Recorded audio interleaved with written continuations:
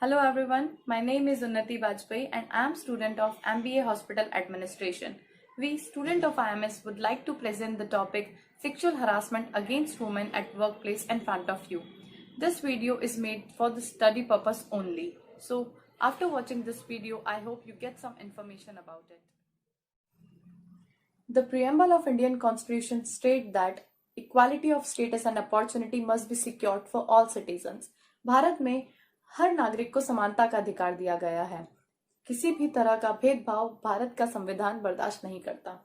Equality, समानता, what does it mean? Equality means to give equal rights to all the citizens without any discrimination on the basis of race, color, caste, gender, religion, or anything. इसी समानता के अधिकार को protect करने के लिए और कई कानून बने। The sexual harassment against women at workplace act is one of them. ये एक्ट पास किया गया औरतों की समानता के अधिकार को प्रोटेक्ट करने के लिए। This act is a legislative act in India which is made to protect the women against sexual harassment and workplace and for the prevention and the redressal of the complaints of sexual harassment. This act was passed by Lok Sabha on 3rd September 2012 and by the Rajya Sabha on 26th February 2013. Okay, let's talk about what actually the act is. The Sexual Harassment of Women at Workplace Act was passed in 2013. The main objective of the act is to provide protection against the sexual harassment of women at workplace and also for the prevention and the redressal of the complaints of sexual harassment. What is sexual harassment? Sexual harassment is the result in the violation of the fundamental rights of a woman, right to equality and also right to life and to live with dignity. These two rights get violated because of sexual harassment. Every individual has a right to work in an environment that is free of sexual harassment. International conventions and instruments such as Convention on the Elimination of All Forms of Discrimination Against Women state that the protection against the sexual harassment and the right to work with dignity are the universally recognized human rights. Okay, now comes the important definitions related to the Sexual Harassment of Women at Workplace Act.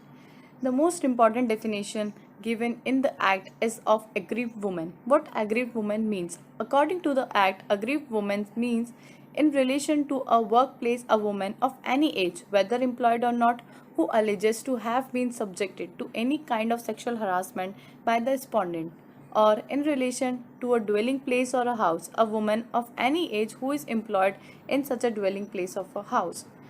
Aggrieved woman can be working woman visiting a workplace or the second definition according to the act is of workplace. Workplace include any department, organization, undertaking, establishment, enterprises, institution, branch or the unit which is established, owned, controlled or wholly or substantially financed by the funds provided directly or indirectly by the appropriate government or the local authorities or a government company or a corporation or a cooperative society. Any private sector, organization, or a private venture undertaking enterprises, institution, establishment, society, trust, non government organization, unit, or service provider carrying on the commercial, professional, vocational, educational, entertainmental, industrial, health services, or financial activities, including production, supply, sale, distribution services, or hospital or nursing homes, or any sport institutions like stadium, sport complex, or competition. This all includes a workplace according to the Sexual Harassment Act 2013. So, we can say that any nursing home, farm, corporation, house, NGO, companies, educational institution, hospitals, these comes the main definition under the Sexual Harassment Act is of sexual harassment itself. According to the Act, sexual harassment is when anyone unwelcome act or behavior, whether directly or by implication, physical contact, a demand for sexual favor, making sexually remarks, showing pornography, any other unwelcome physical, verbal, or non-verbal conduct of a sexual nature. These all comes under the sexual harassment of a woman at workplace. Let's discuss some common examples that are generally seen in the cases of sexual harassment.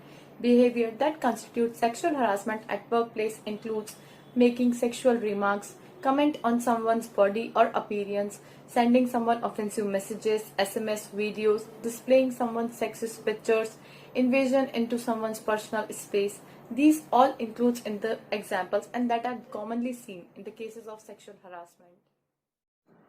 Bharat में sexual harassment के कई मामले दर्ज हैं। काफी बड़े नाम sexual harassment के केसेस में सामने आए हैं। केपीएस गिल, फनीश मूर्ति, श्यामक डाबर, अशोक कुमार गांगुली, ये सब वो नाम हैं जो सेक्सुअल हरासमेंट के केसेस में भारत में दर्ज हैं। मी टू मूवमेंट, इससे हम सब अच्छी तरह से वाकिफ हैं। एक रिपोर्ट के अनुसार 2014 से 2017 तक भारत में सेक्सुअल हरासमेंट के केसेस में 54% का इंक्रीमेंट हुआ है। जब तनुश्री दत्ता ने नाना पाटेकर पर आरोप लगाया कि उन्होंने उन्हें सेक्सुअली हरास किया है, तब उनसे प्रेरित होकर कई लोग सामने आए और उन्होंने कई केसेस दर्ज करवाए।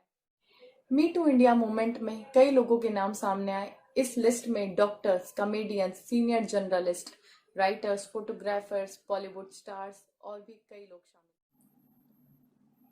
The next topic of my presentation is the forms of workplace sexual harassment. Generally, workplace sexual harassment refers to common forms of inappropriate behavior. The first is quid pro quo, literally this for that, and the next is hostile work environment. These are the two common forms of sexual harassment and workplace. The first one, quid pro quo, implied for explicit promise of preferential treatment in the employment, implied or express threat about her personal or future employment status.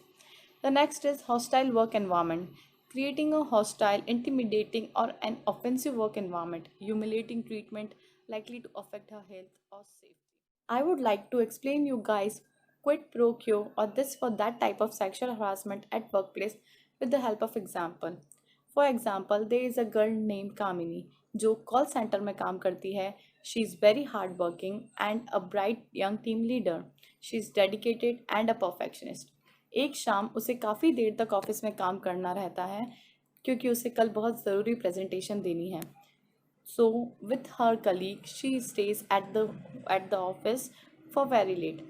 Then Ravi उससे कहता है कि काफ़ी late हो गया है, मैं तुम्हें घर छोड़ देता हूँ. रवि उसे घर छोड़ता है और उससे कहता है कि I would like to spend the night with you. Kamini बहुत ही प्यार से और पोलाइटली उसे मना कर देती है कि she doesn't want anything like this. Next day Ravi same behaviour वापस रिपीट करता है. कामिनी के काफ़ी समझाने के बाद वो नहीं मानता. फिर एक दिन Ravi tries to threat her that if she doesn't agree to his request for a sexual favor, he will in return smear her career at workplace. What kind of behavior is this? This is a sexual harassment that consider this for that. Ravi's behavior is unwelcome, sexual and has a negative impact on Kam. Next example will explain you guys about a hostile work environment type of sexual harassment at workplace. For example, there is a woman named Jayanti who works in a garment factory in Bangalore. Varghese जो कि जयंती का supervise है काफ़ी बार उसे अलग अलग तरीके से टच करने की कोशिश करता है जो जयंती को काफ़ी अनकंफर्टेबल महसूस कराता है. कभी उसका दुपट्टा एडजस्ट करके, कभी उसके हाथ पर हाथ रखकर.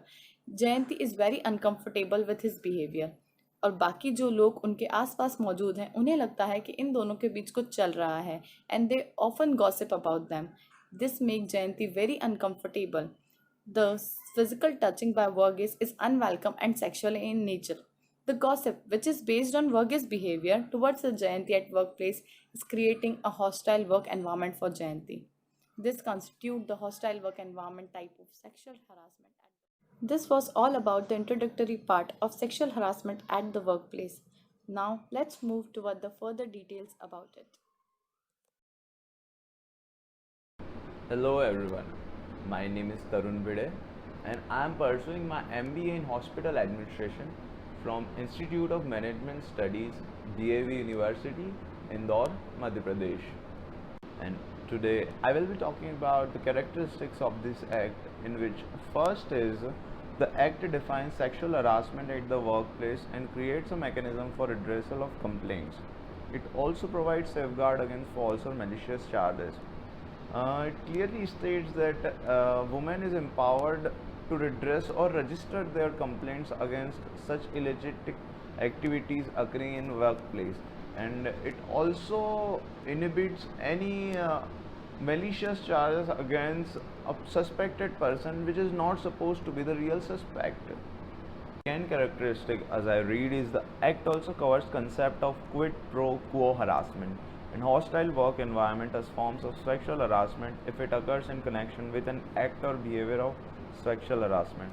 Here the term quid pro quo arises, which simply is explained as taking advantage of someone's need, and the hostile work environment, which is an environment which is not suitable or which is not easy friendly work environment for women. The third characteristic here is the definition of aggrieved women who will get protection under the act is extremely wide to cover all women, which is irrespective of her age or employment status, whether in organized or unorganized sectors, public or private, and cover clients, customer and domestic workers as well. The next is about penalties which have been prescribed for employers in case of non-compliance with the provision of Act shall be punishable with an amount of 50,000 rupees, and repeated violation may lead to higher penalties and cancellation of license or even the deregistration to conduct the business. The next is government can order an officer to inspect workplace and record related to sexual harassment in any organization under the circumstances. Next characteristics is under the act which also covers students in school and colleges as well as patients in hospitals. Employers and local authorities will have to set up grievance committee to investigate all complaints regarding sexual harassment, and employers who fail to comply will be punished with a fine of up to rupees 50,000. The next characteristics is about the confidentiality of the inquiry process, which states that the inquiry process under the Act should be confidential, and the Act lays down a penalty of rupees 5,000 on the person who ever breached confidentiality. The next characteristic is the Act requires employers to conduct education and sensitization programs and develop policies against sexual harassment among other obligations, with an objective of awareness building amongst the co-workers. The next is the definition of an employer, in which an employer is defined as any person who is responsible for management, supervision and control of the workplace, and includes person who formulates and administer policies of such an organization under section 2G. The next is the definition of the workplace. While the workplace in the Vishaka guidelines is confined to the traditional office setup where there is a clear employer-employee relation, the Act goes further to include organization, department, office, branch unit, etc. in the public and private sector, organized and unorganized, hospitals, nursing homes, educations, institutions, sports institutions, stadiums, sports complex, and any place visited by the employee during the course of employment, including the transportation. Even non-traditional workplace which involve telecommuting will get covered under this law. The next characteristic is about the time limits. The committee is required to complete the inquiry within a time period of 90 days. On completion of the inquiry, the report will be sent to employer or district officer. As the case may be, they are mandated to take action on the report within 60 days. Next characteristics is about the internal complaints committee, which every employer is required to constitute at each office or branch with 10 or more employees. The district officer requires to constitute a local complaint committee at each district and if required at the block level as well. These complaint committee have the power of civil court for gathering evidences, and the complaint committee required to provide for conciliation before initiating an inquiry if requested by the complainant.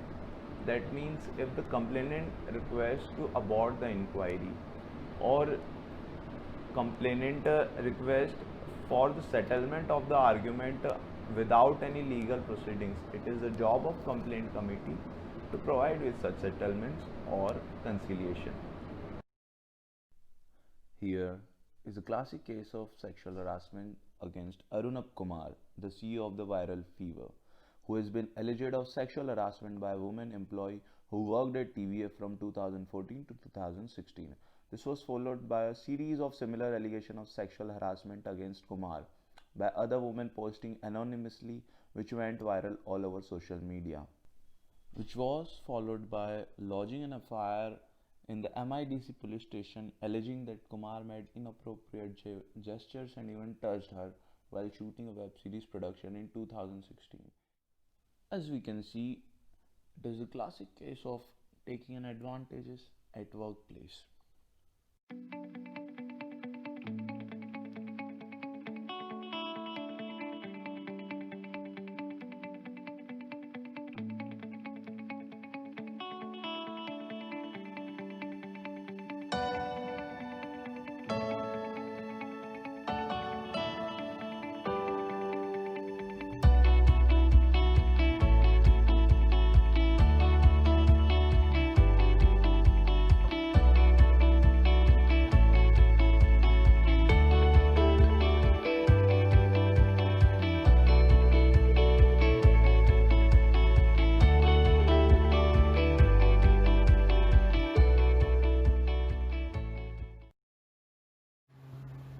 Prevention and prohibition.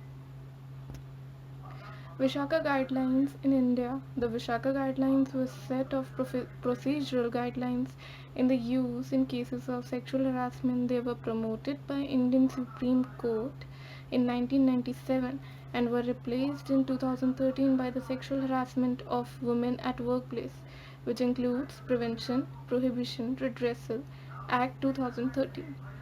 Guidelines and norms laid by the Supreme Court in Vishaka. It is important for employers and workplaces and other responsible persons to observe guidelines to ensure the prevention of sexual harassment of women.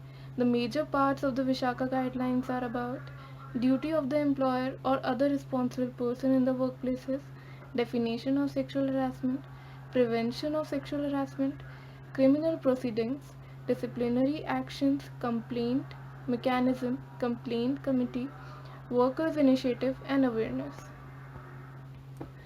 Duty of the employer. Duty of the employer or other responsible persons in workplaces or other institution to prevent or deter the commission of acts of sexual harassment and to provide the procedure for the resolution, settlement, or prosecution of acts of sexual harassment by taking all the steps required for the further processes. So, what is the definition of sexual harassment? For this purpose, sexual harassment includes such unwelcome sexually determined behavior, whether directly or by implication, as a physical contact and advances, a demand or request for sexual favors, sexually colored remarks, showing pornography, any other unwelcome physical, verbal, and non-verbal conduct of sexual nature. Preventive measures can be taken. First, express prohibition of sexual harassment as defined above at the workplace should be notified, published, and circulated in appropriate ways. Second, the rules and regulation of the government and public sector bodies relating to conduct and discipline should include rules and regulation prohibiting sexual harassment and provide for appropriate penalties in such rules against the offender. Third, as regards private employers, steps should be taken to include the aforesaid prohibitions and standing orders under the Industrial Employment Standing Order Act 1946.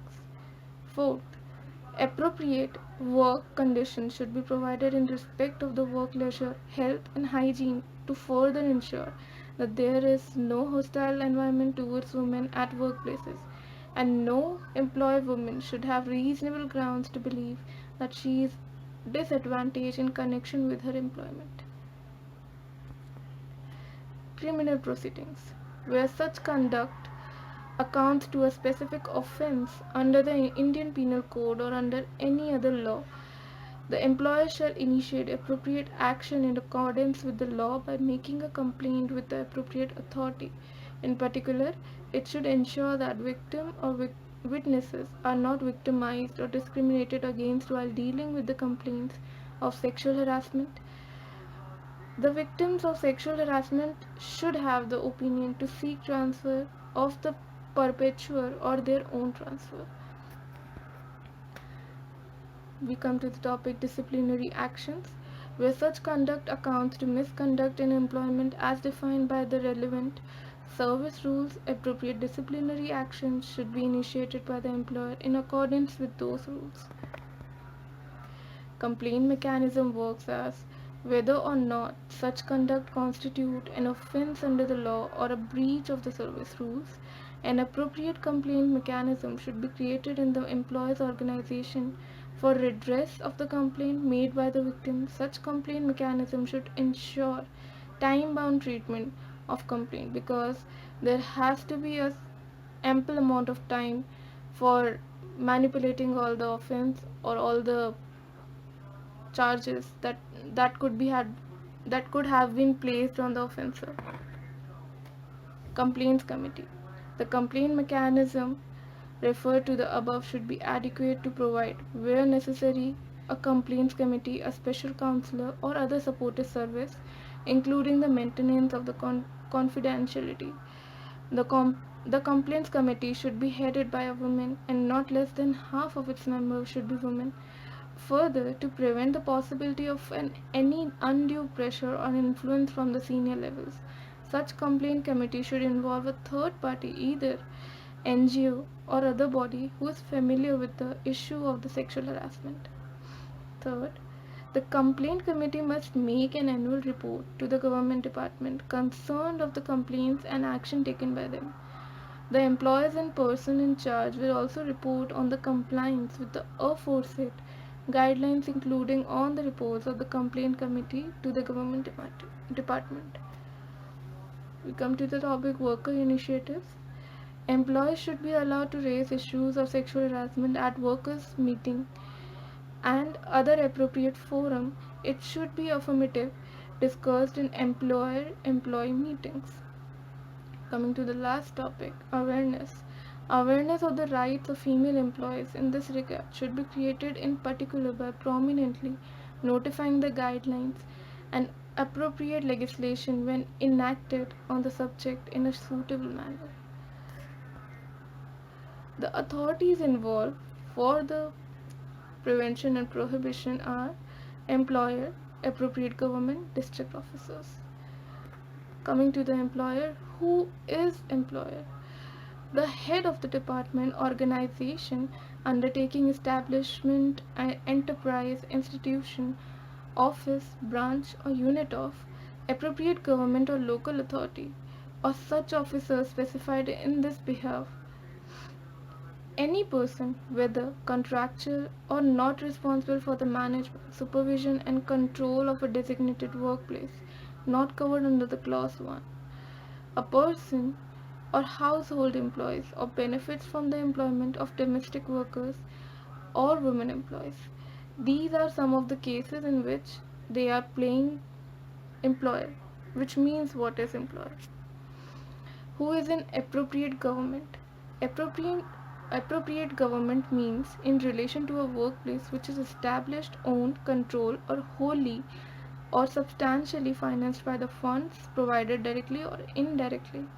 First, by the central government or union territory. Second, by the state government. Third, in relation to any workplace not covered under subclause and falling within its territory, the state government. Coming to the topic, who is district officer? State government will notify a district magistrate, additional district magistrate, collector, deputy collector as a district officer at the local level. The district officer will be responsible for carrying out the powers and function under the Act at district levels, including every block, taluka, tehsil, ward, and municipality. As we come to the next topic, responsibility of these authorities. Under the law of the employer, district officer is obliged to create a workplace free of sexual harassment. It is the responsibility of the employer, district officer in general, to create and communicate a detailed policy. Second, ensure awareness and orientation on the issue. Third, constitute complaint committees in every workplace and district so that every working woman is provided with the mechanism for redress of her complaints. Fourth, Ensure complaints committee are trained in both skill and capacity. Fifth, prepare an annual report and report to respective state government. District officer will also appoint a nodal officer to receive the complaints at the local level. Hello everyone, my name is Tushar Rathod. I am a student of Hospital Administration from IMS DLV Indore, representing on Readdressal on Sexual Harassment of Women at Workplace Act 2013. Readdressal of the Sexual Harassment of Women at Workplace Act 2013. There forms two committees: Internal Complaints Committee (ICC) and Local Complaints Committee (LCC). ICC consists of 4 members.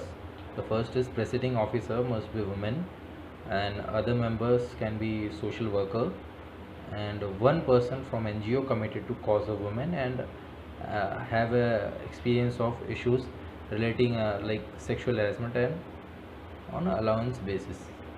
Employer with more than 10 employees in writing shall pass an order to create ICC at all branches and act on its recommendation. At least half of the committee members shall be women. Then when we come to Local Complaints Committee, why it is formed? If ICC has not been set due to less than 10 employees in the organization, Local Complaints Committee will act for sexual harassment complaints. It is constitution of 5 members. 3 must be women and 2 may or may not be women. In women there are a chairperson. She is an eminent social person working for the cause of women, and the second is working in the nearby area, and the third member is belonging to the scheduled caste or tribe or backward class, and may or may not be women. The fourth member is ex officio, concerned officer dealing with social welfare or women and child development in the area. The fifth member is have law or legal experience. He or she can be a lawyer advocate. District officer shall create LCC to receive complaints from if complaint is against the employer, then LCC will enact in it and act as nodal officer within 7 days. Or other members of ICC and LCC shall hold office for such period not exceeding 3 years from the date of appointment as prescribed by the employer or the district officer, as the case of may be. And now when it comes to complaint, someone complains for sexual harassment at workplace, she should make in writing in 6 copies along with supporting documents with the name and address of the witnesses. Within 3 months of the incident, she can file a complaint, or last instance in case of series of incidences, like incidences used to happen in these 3 months. And for the committee shall assist the aggrieved person to make the complaint in writing, and this time can be extended for filing complaint if the committee is satisfied with the reason for the delay. Okay, so the next is period in which the complaint needs to be set.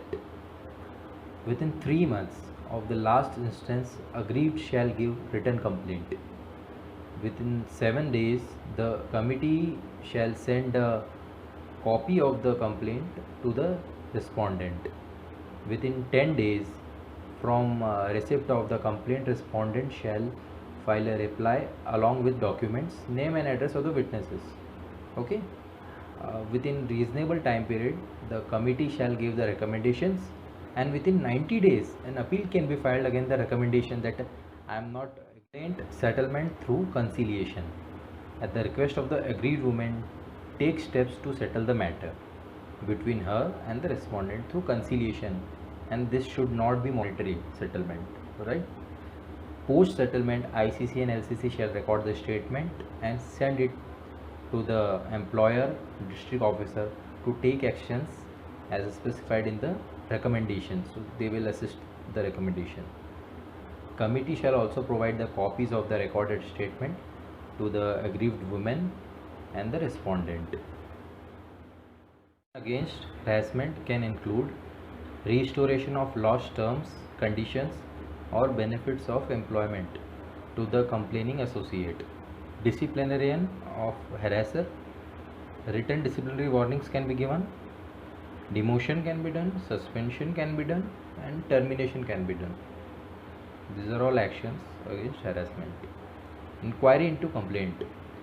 Notwithstanding anything contained in the section 509 of the penal code may direct the respondent to pay sums, or it may appropriate to the aggrieved woman.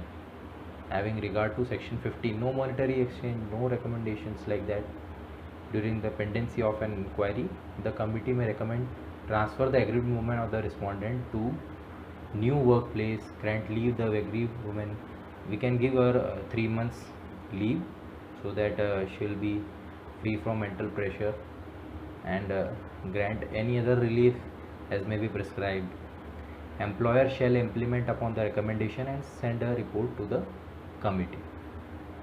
Now, inquiry report. Within 10 days of completion of the inquiry, the committee shall provide report to the employer or district officer. These are the findings and these are the actions.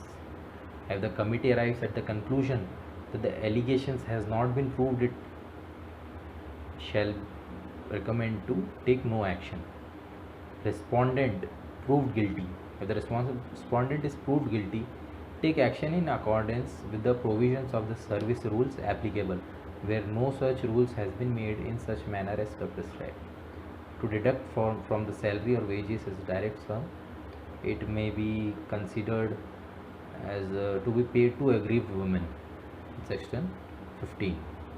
The concerned authority shall act upon the recommendation within 60 days of its receipt.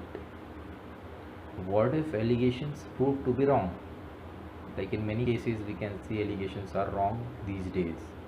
If false complaint made or any forged documents being produced, the committee may recommend to take action as per the service rules or as otherwise prescribed. But if the complainant is unable to provide adequate proof, then no action is to be taken.